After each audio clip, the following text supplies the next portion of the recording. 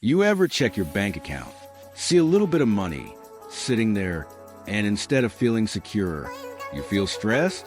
Like it's not enough. Like one bad situation could wipe it all out.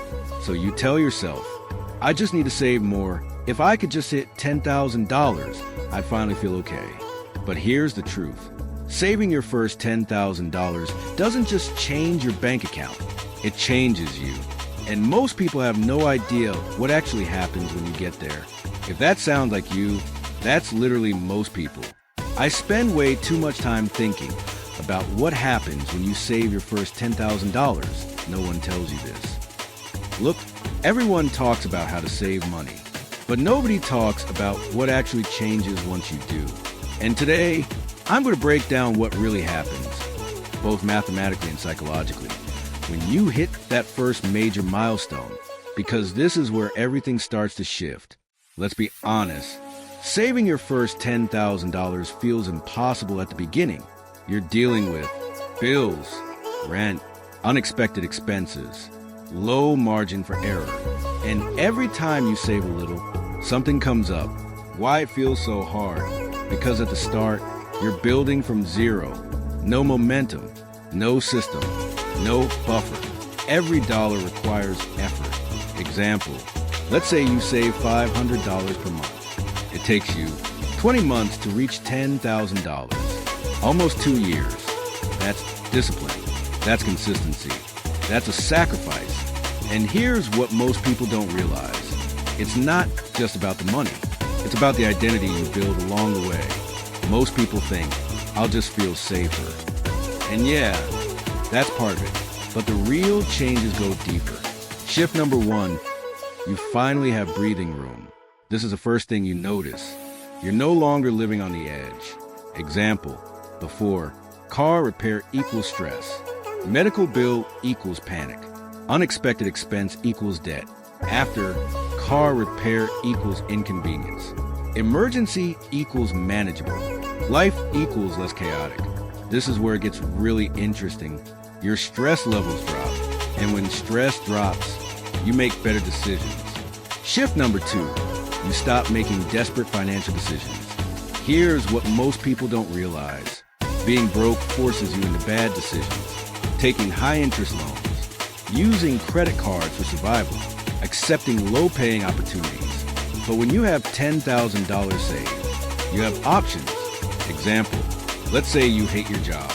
Before, you stay because you have to. After, you have time to think.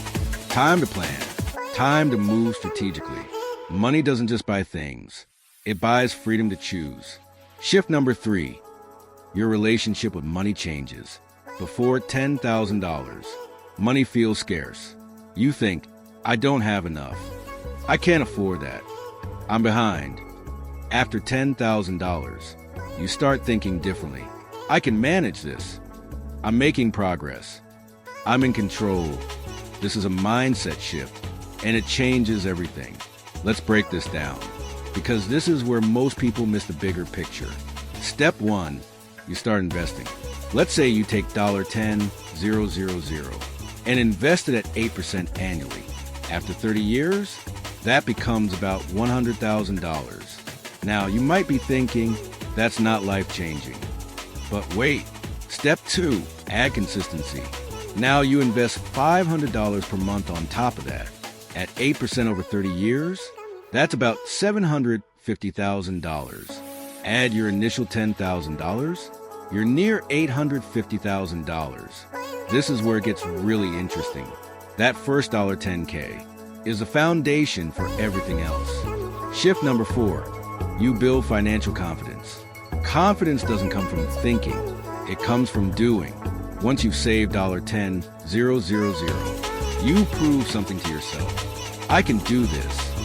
And that belief is powerful, because now saving feels normal, investing feels possible, growth feels realistic. Shift number 5, you stop chasing quick wins. Before, you want fast results. You look for shortcuts. You think, how can I get rich quickly? After, you understand wealth is built slowly, consistently, over time. It's like going to the gym. At first, You want instant results. But once you see progress, you trust the process. Same with money. The hidden danger after $10,000. Now here's something nobody talks about. Hitting $10,000 can also be dangerous. Why? Because you might get comfortable. You think, I made it. So you slow down. Or worse, you reward yourself too much. Example, you hit $10,000. Then you upgrade your lifestyle. You spend more. You stop saving. And suddenly, you're back where you started. Now, you might be thinking, so what should I do after I hit $10,000? Great question, because this is where most people either move forward or fall back. What you should do after $10,000. Let's keep this simple. Step 1. Keep your emergency fund separate. Don't invest all $10,000. Keep a portion for emergencies. This protects your progress. Step 2. Start investing immediately, even if it's small. Consistency matters more than amount. Step 3. Increase your income. Here's what most people don't realize. Saving alone won't make you wealthy. You need growth. Step 4. Build systems. Automate. Saving. Investing. Remove decision-making. Step 5. Avoid lifestyle inflation. Just because you have more doesn't mean you should spend more. Look, $10,000 isn't the end goal. It's the beginning. It's proof that you can delay gratification. You can build discipline. You can take control. And once you do that, everything else becomes easier. Here's what most people don't realize. The first $10,000 isn't valuable because of the money. It's valuable because of who you become. You become more disciplined, more intentional, more confident. And that version of you is capable of building real wealth. So here's what I want you to do. If you haven't hit $10,000 yet, make that your focus. Not perfection, not complexity, just consistency. And if you already have, don't stop. Use it as momentum, not a finish line.